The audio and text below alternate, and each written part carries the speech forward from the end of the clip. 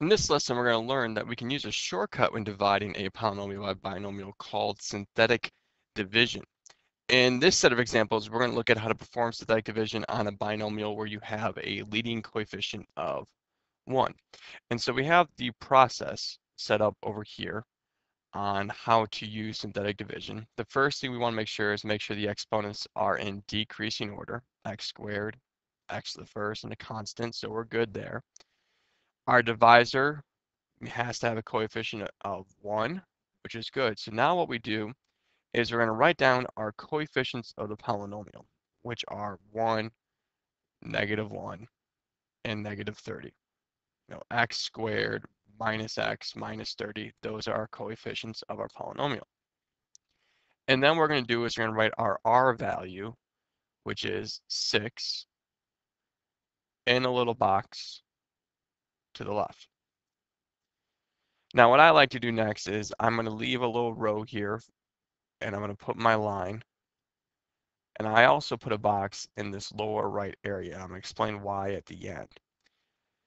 And what you do is you drop down the first term, which is a 1, and then you multiply that by 6. And so 1 times 6 is 6, and that 6 goes here. Then you add vertically, -1 plus 6 is 5. Multiply 6 times 5 is 30. Add vertically, and we're going to get 0. Now, what this means is the box, the number in the box, the reason why I separate it is that represents your remainder. What is over here is what remains. And there's two terms, and we said that the exponents go in decreasing order. If we think about it, I like to go backwards in the beginning and show. So that means 5 is my constant, and it's a positive 5, so plus 5. And 1 is the coefficient for my x term, so x plus 5 is the answer. You have no exponent for your x, you have an exponent of 1 for your x. You can go backwards, constant, x term, and so on and so on. You can see exactly what it is. So the process for synthetic division is you always drop down the first term, then you multiply by your r value, put the number here, add vertically, multiply, go diagonal, put the number there, add vertically. The other thing we want to make note of is the divisor has to look like x minus r. And since it says x minus r, as it was before when we dealt with translations of quadratics and everything, is the opposite of what you see. You may see x minus 6, so that means your r is the opposite of that. Your r is a positive 6, and so that's what we use. So let's try this out again in a different example. We're going to make sure our exponents are decreasing order than they are. And so I'm going to write down my coefficients of the polynomial, which are 1, 4, and 16. Leave a row for my answer. Put a box for my remainder. And then I'm going to put my r value